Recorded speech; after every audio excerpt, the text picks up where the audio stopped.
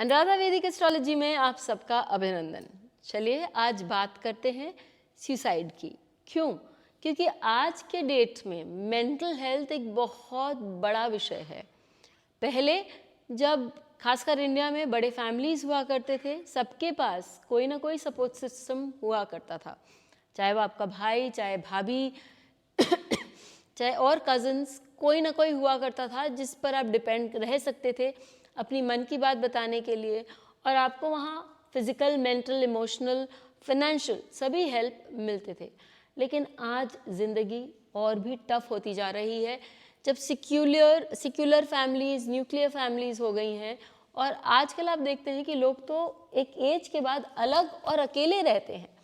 तो ऐसी स्थिति में यदि आप फाइनेंशियली भी इंडिपेंडेंट हैं, तो आपको मेंटल स्ट्रेस है या इमोशनल कोई स्ट्रेस है, तो आप उसका लोगों के साथ किस तरह से या किन के साथ शेयर करें, आपको समझ में नहीं आता है। क्योंकि बहुत बार आप सिंगल चाइल्ड होते हैं या आपके पास कोई ऐसा निजी नहीं होता है जिसके साथ आप चीज़ें या बातें शेयर कर सकें। तो आज का हमारा वो एपिसोड इस मेंटल हेल्थ इशू पर ही डेडिकेटेड है कि हम किस तरह से किसी भी पर्सन के चार्ट में यदि हम देख रहे हैं कि भाई इसके चार्ट में सुसाइडल टेंडेंसीज है, उन टेंडेंसीज को हम किस तरह पहचानें, और ऑब्वियसली जब समय भी आ रहा है तो उस समय में व्यक्ति को कैसे समझाएं कि आप इन चीज़ों से दूर रहिए, या व्यक्ति को किस तरह उसकी मदद करें ताकि वो इन चीज़ों से, इन विचारों से बाहर निकले और अपने जीवन पथ पे चले। क्योंकि जो परेशानियां हैं वो भी कुछ समय के लिए ही हैं, और उस समय में यदि हम हताश नहीं होते हैं, हम आगे बढ़ते हैं, तो जीवन एक नई दिशा पे चल जाता है। चलिए शुरू करते हैं।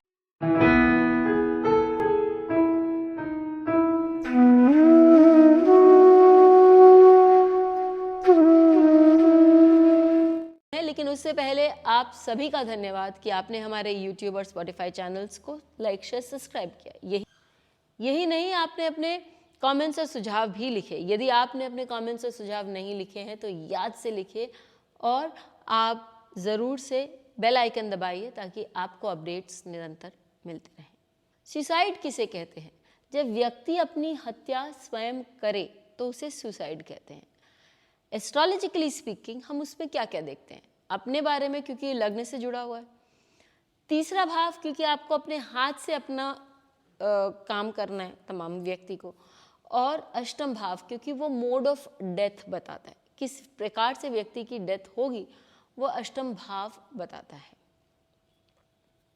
तो यदि अष्टम भाव में अष्टम भाव का स्वामी, लग्न का स्वामी और तृतीय भाव का स्वामी एक साथ बैठे हों, ये सरवार चिंतामणि का एक प्रिंसिपल है जो जे.एन. बसीन जी ने अपनी किताब में बहुत अच्छे से समझाया है। उन्होंने ये बात बोला है, और मैंने भी इसको काफ़ी चार्ट्स पे लगाए हैं, क्योंकि हमारे पास आजकल ऐसे बहुत सारी चार्ट्स आते हैं जब व्यक्ति इन बैड पीरियड से गुजरता है तो उनको हमें समझाने की भी ज़रूरत पड़ती है। तो जब अष्टम भाव का स्वामी, लग्न का स्वामी और तृतीय भाव का स्वामी, चाहे वो बेनिफिक ही क्यों ना हो, हर समय वो मेलेफिक होने की ज़रूरत नहीं है। क्योंकि जो एग्जाम्पल चार्ट मैं आपके लिए लगा रही हूँ वहाँ पर आप देखिए कि ये तुला लग्न की कुंडली है, तो अष्टम भाव और लग्न दोनों का एक ही स्वामी है, वो है शुक्र, और तृतीय भाव का स्वामी है वो गुरु। तो यदि इन पर और किसी भी भाव का कोई भी प्लैनेट का असर न हो पीएसी से, पोजिशन, एस्पेक्ट या कंजंक्शन से, और ये तीनों यदि एक दूसरे के साथ कोई संबंध बनाते हैं, तो एक बैड ट्रांजिट, कोई भी बुरा ट्रांजिट हो, चाहे वो स्पेशली राहु केतु का हो और अकारक भाव के ट्रांजिट हो, वो और एक थोड़ी सी मार्मिक दशा व्यक्ति को सुसाइड करने के लिए प्रोत्साहित कर सकती है। अब इस चार्ट में हम ये देखते हैं कि गुरु जो है वो तृतीय भाव के स्वामी है, तुला लग्न की कुंडली होने के कारण। शुक्र लग्नेश और अष्टमेश है, और द्वादश भाव भी आपका एंड ऑफ लाइफ बताता है।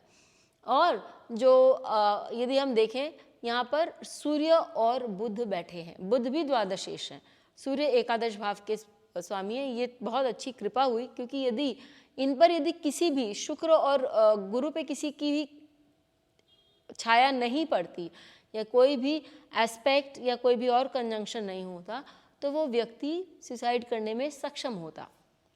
लेकिन क्योंकि यहाँ पर मंगल की भी छाया पड़ रही है और सूर्य भी यहाँ बैठा है, तो वो कॉम्बिनेशन व्यक्ति को वो थॉट देता है, करने का सुझाव देता है। उसका मन करता है कि भाई मैं अपना जीवन यहीं अंत कर लूँ, लेकिन वो व्यक्ति करता नहीं है। कहीं ना कहीं से उसको साहस प्राप्त हो जाता है उस समय को पार करने के लिए। मैं भी ऐसे, जब मैंने ये चार्ट देखा तो मैंने उनसे पूछा था कि इस पीरियड में क्या आपने ये थॉट अपने दिमाग में लाया था?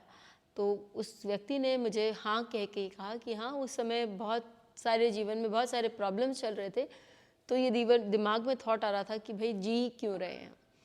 आपके पास भी यदि कोई चार्ट ऐसा बताता है और आपको लगता है कि वो समय है कि व्यक्ति को सुधार लिया जाए या व्यक्ति को समझा दिया जाए, तो हमें उससे पीछे नहीं हटना चाहिए। और आप भी बताइए कि हमें आपको ये वीडियो कैसा लगा। फिर मिलेंगे, तब तक के लिए धन्यवाद। बेल आइकन को दबाएं ताकि आपको वीडियोस की अपडेट मिलती रहे।